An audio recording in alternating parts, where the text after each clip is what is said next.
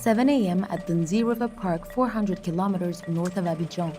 DAOUDA is taking a group of tourists on a safari outing. He has been working as a guide here for over 22 years, but he still has the same concern every time, that visitors won't get to see a single animal. It's like hunting, you don't always get the prize. But soon enough, these tourists get lucky. KOUAKOU, it's a male. Females have no horns.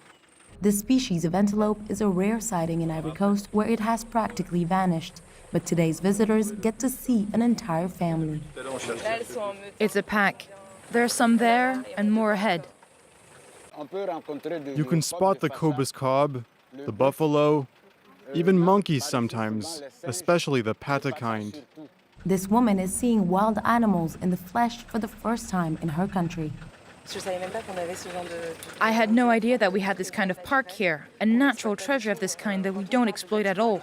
When you talk about Ivory Coast, people immediately think of the most popular things, cocoa, cashew nuts, when in fact no, we also have things like this, which are just amazing. Ivory Coast is far from being a popular safari destination. The West African country's wildlife has suffered from decades of severe deforestation.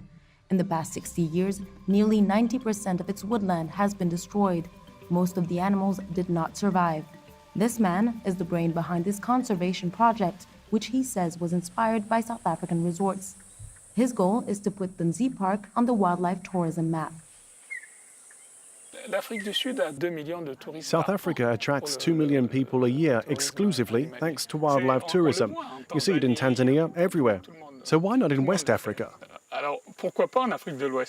When the park was established in the late 90s, there were barely any animals left in the area.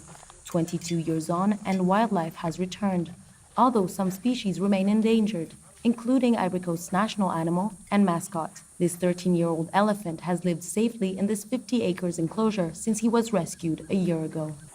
Ahmed, how's it going? He was on the run for more than a year. He ended up in the surrounding villages, spoiling the fields.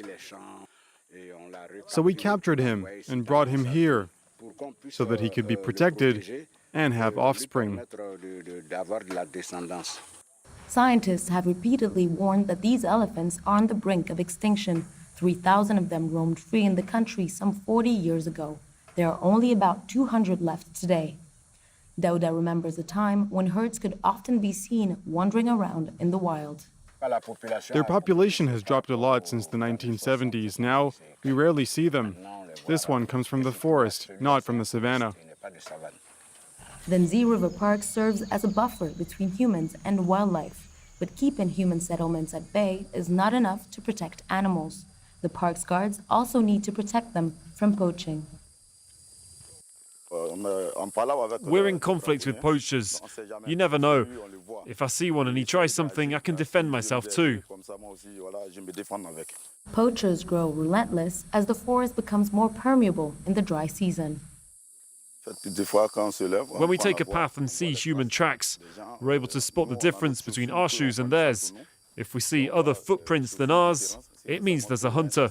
Sometimes we hear gunshots and we get in behind them.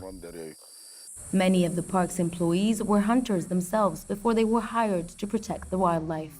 Some 30 of them take shifts around the clock to watch over the 100,000-acre reserve. It was rougher in the past. To see a single animal here, you had to wait for months. There were so many hunters, charcoal burners, herdsmen. In recent years, a new threat has emerged.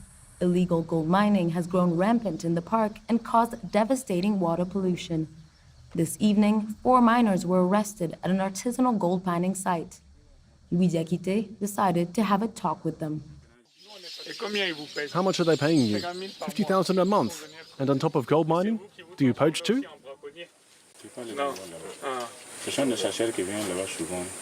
These young men were arrested by the Ivorian Office of Parks and Reserves Guards, who also patrol the forests. It's getting worse and worse. And in recent years, we've seen an increase in illegal gold mining. We already had a lot to deal with poachers, but with gold miners, it's even worse. The threats to the environment are enormous. 70% of our expenses have to do with environmental protection. In the face of these growing threats, the reserve will soon be enclosed within a 100-kilometer-long electrical fence. But to reverse wildlife decline in Ivory Coast, conservationists are calling for more sustainable and scalable solutions.